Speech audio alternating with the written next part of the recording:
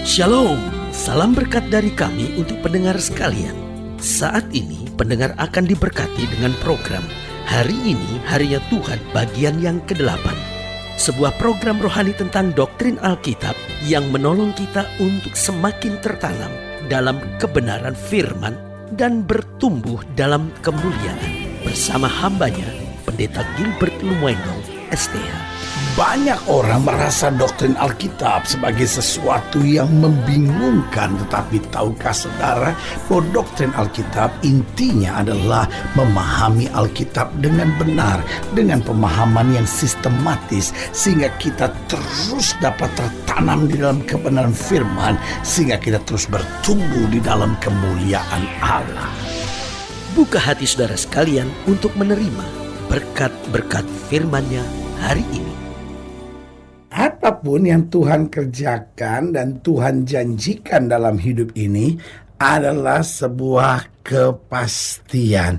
Contohnya, Dia pasti dalam mengampuni dosa kita. Alkitab bilang, walaupun dosamu merah seperti kermizi, akan diputihkan seperti salju. Sebuah kepastian. Alkitab tidak bilang, walaupun dosamu merah seperti kermizi, aku usahakan seputih-putihnya kalau bisa. Tapi kalau nggak bisa, ya mau diapain ya kan?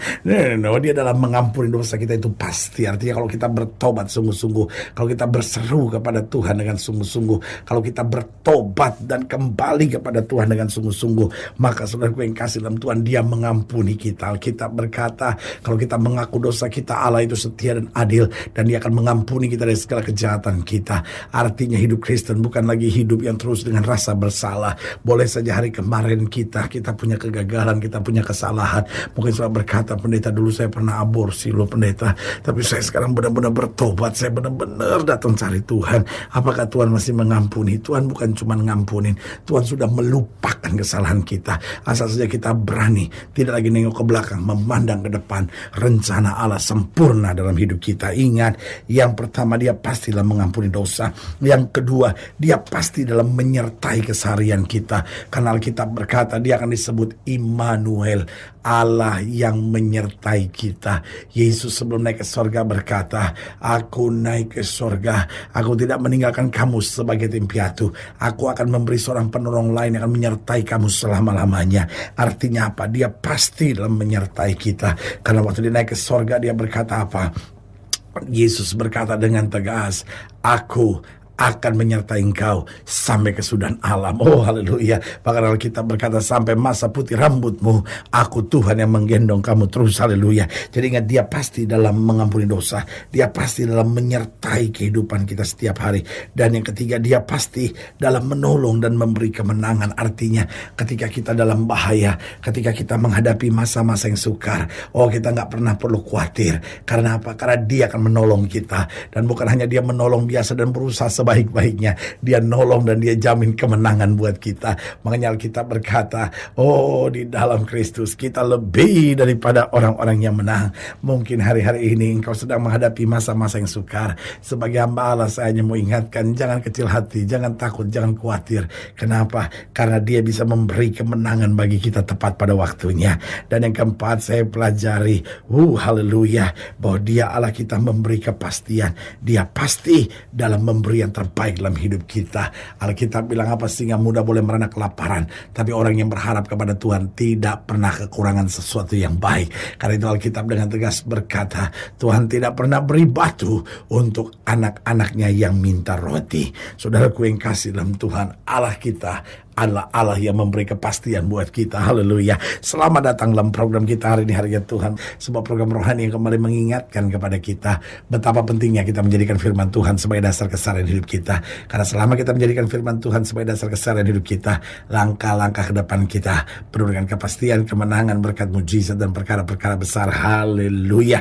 Dan dalam program ini kita akan membahas tentang satu kata yang sering kali dipakai oleh banyak orang, yaitu moga-moga, ya kan? Orang berkata, ya moga-moga Tuhan tolong, ya moga-moga bisa berhasil, ya moga-moga bisa diberkati oleh Tuhan. Wah saudara, moga-moga seperti kayak nggak pasti. Nah, saya percaya bahwa di dalam Kristus yang ada kepastian.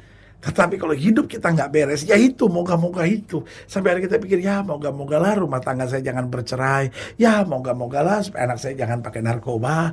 Ya moga-mogalah supaya anak saya bertobat. Nah kalau kita sendiri nggak benar sama Tuhan, jadinya begitu. Tapi kalau hidup kita benar sama Tuhan, kita tahu Tuhan pasti akan bela kita, kuatkan kita, kerjakan mujizat tepat pada waktunya. Haleluya. Nah saudara yang kasih dalam Tuhan, dalam program hari ini, dalam pembahasan kita tentang moga-moga, kita mau sama-sama belajar dari Yeremia pasal 28, Yeremia 28 ayat pertama sampai ayat yang ke-11. Yeremia 28 ayat 1 sampai 11, demikian firman Tuhan di bawah judul perikop Nabi Yeremia lawan Nabi Hananya. Dalam tahun itu juga, pada permulaan pemerintahan Zedekia, Raja Yehuda, dalam bulan yang kelima, tahun yang keempat, berkatalah Nabi Hananya bin Azur, yang berasal dari Gibeon itu kepadaku di rumah Tuhan, di depan mata imam-imam dan seluruh rakyat. Beginilah firman Tuhan semesta alam Allah Israel, aku telah mematahkan Kuk Raja Babel itu. Dalam 2 tahun ini, aku akan mengembalikan ke tempat ini segala perkakas rumah Tuhan yang telah diambil dari rumah ini oleh Nebukadnezar Raja Babel, dan yang diangkutnya ke Babel, juga Yekonya bin Yoyakim Raja Yehuda, beserta semua orang buangan dari Yehuda yang dibawa ke Babel, akan kukembalikan ke tempat ini. Demikian firman Tuhan, sungguh aku akan mematahkan Kuk Raja Babel itu. Ayat 5. Jadi Nabi Hananya di sini bernubuat bahwa persoalannya akan selesai dalam waktu 2 tahun. Ayat 5. Lalu berkata Nabi Yeremia kepada Nabi Hananya di depan mata imam-imam dan di depan seluruh mata seluruh rakyat yang berdiri di rumah Tuhan itu. Kata Nabi Yeremia, amin. Moga-moga Tuhan berbuat demikian. Moga-moga Tuhan menepati perkataan-perkataan yang kau nubuatkan itu dengan dikembalikannya perkakas-perkakas rumah Tuhan dan semua orang buangan itu dari Babel ke tempat ini. Hanya dengarkanlah, hendaklah perkataan yang akan kukatakan ke telingamu dan ke telinga seluruh rakyat ini.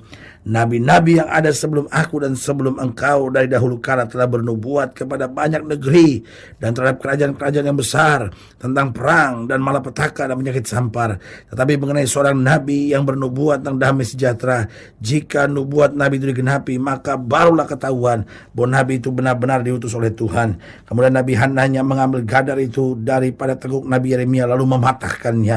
Berkatalah Hananya di depan mata seluruh rakyat itu, beginilah firman Tuhan, dalam 2 tahun ini, begitu jugalah aku akan mematahkan Kuk Nebukadnezar Raja Babel itu daripada tengkuk segala bangsa. Tapi pergilah Nabi Yeremia dari sana. Saudaraku yang kasih dalam Tuhan, Nabi Yeremia sudah bernubuat 70 tahun, tapi Nabi Hananya bernubuat 2 tahun. Oh, dengan sedikit mengejek. Kemudian Yeremia berkata, moga-moga Tuhan mendengarkan. Tetapi Yeremia memberitahu itu nubuat yang keliru. Saudaraku yang kekasih dalam Tuhan, ini yang menjadi persoalan. Apa yang seringkali membuat kelihatannya kok pertolongan Tuhan, kok firman Tuhan kelihatannya moga-moga, kelihatannya nggak pasti, kok belum kita raih. Nah, yang pertama, kalau kita hidup dalam dosa, Alkitab bilang bukan tangan Tuhan kurang panjang, bukan telinganya nggak sanggup dengar, tapi yang menjadi jurang penghambat kamu dengan Allahmu, yaitu segala dosamu. Saudaraku yang kasih dalam Tuhan,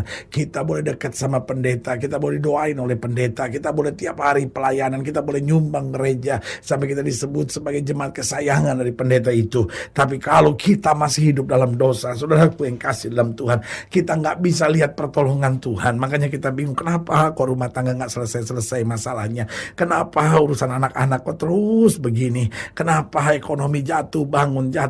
Saudaraku yang kasih dalam Tuhan, karena masih ada dosa di dalamnya. Sebagai hamba Allah, saya mau ingatkan, bertobat saudara-saudara, tinggalkan dosamu, kembali kepada firman Tuhan, hidup dalam kebenaran, dan engkau akan kagum melihat bagaimana Tuhan memberi kepastian dalam hidup saudara.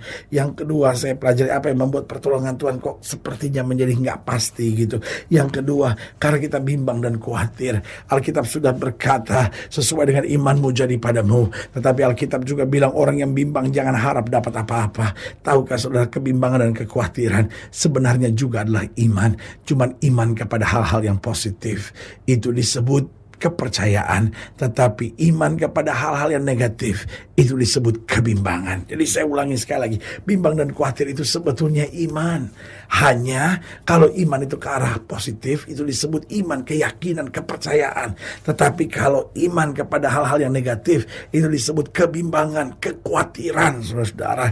Itu sebabnya Alkitab dengan tegas berkata, apa yang kutakutkan itu yang menimpa aku. Artinya apa? Yang kutakutkan ini kan aku imani. Artinya kayaknya aku yakin banget aku gak bisa sembuh lagi. Berarti kan dia bimbang, dia khawatir. Saudaraku yang kasih dalam Tuhan, orang bimbang dan khawatir gak bisa lihat pertolongan Tuhan dengan pasti.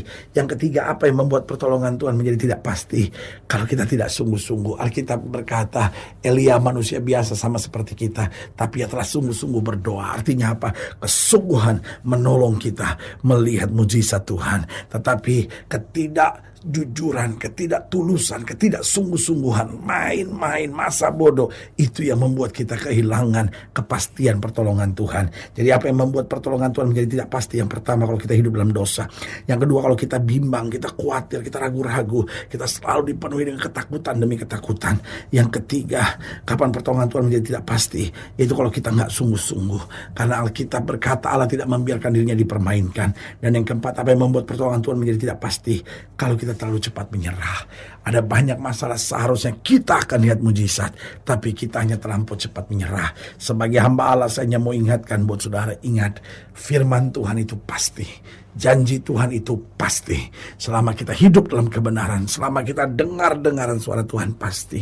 Hananya mempermainkan firman, sehingga dia berkata 2 tahun, dan dengan mudahnya akhirnya Yeremia mengejeknya dan berkata, ya moga-moga, ya moga-moga. Saudaraku yang kasih dalam Tuhan, artinya apa? Artinya kemudian yang dinubuatkan oleh Hananya tidak terjadi. Artinya apa? Kalau kita nggak sungguh-sungguh, kita justru dipermalukan. Pertolongan Tuhan menjadi nggak pasti buat kita. Tapi kalau kita hidup dalam kebenaran, kita hidup dengan iman, kita berjalan kesungguh-sungguhan, kita bertahan sampai akhirnya dan tetap setia, di situ kita melihat pertolongan Tuhan itu pasti. Haleluya. Saudaraku yang kasih dalam Tuhan, jika saudara yang dilayani lebih jauh, hubungi kami melalui telepon, hubungi kami melalui surat, kunjungi website kami, karena kami ada untuk membawa Bapak Ibu saudara senantiasa lebih dekat dengan Tuhan dan mengalami kasih kuasa mujizat yang luar biasa. Secara khusus melalui program ini juga saya mau berdoa buat setiap saudara yang sakit, setiap saudara yang berbeban berat, karena saya percaya bahwa bagi Allah tidak ada perkara yang mustahil. Nah, saudara yang didoakan secara khusus boleh taruh tangan kanan saudara di dada, dan kita akan berdoa. Mari kita berdoa. Bapa, dalam nama Yesus, hamba doa buat yang sakit, hamba doa buat yang berbeban berat, hamba doa untuk setiap mereka yang sedang menghadapi masa-masa yang sukar. Karena hamba percaya bahwa bagi Allah tidak ada perkara yang mustahil. Bapa, hamba berdoa di dalam nama Yesus, Tuhan jamah. Yang sakit Tuhan sembuhkan, yang lemah Tuhan kuatkan, yang goyah Tuhan pertetapkan, makanya yang jatuh Tuhan angkat. Sehingga hari ini kami boleh kembali melihat mujizat, melihat kuasa, melihat kemenangan, melihat berkat yang berkelimpahan. Di dalam nama Yesus kami berdoa. Haleluya. Bahkan lihat mereka yang taruh tangan kanannya di dada, sehingga mulai hari ini kami berjalan dalam kepastian. Karena kami mau hidup dalam kebenaran, kami mau hidup dengan iman, kami mau hidup dengan sungguh-sungguh, dan kami mau tetap setia sampai pada akhirnya. Di dalam nama Yesus kami berdoa. Haleluya. Amin. Saudara yang kasih dalam Tuhan, kita sudah berdoa. Ingat, tidak pernah Allah lalai menepati janjinya. Ini saatnya buat kita untuk bangkit, bersemangat, bersuka cita dalam menghadapi segala perkara. Karena kita tahu Yesus hidup, Yesus berkuasa, dan selalu menyediakan yang terbaik buat anak-anaknya. Doa saya menyertai saudara. Sampai berjumpa pada program berikut, dan jangan lupa, jadikan hari ini harinya Tuhan. Haleluya.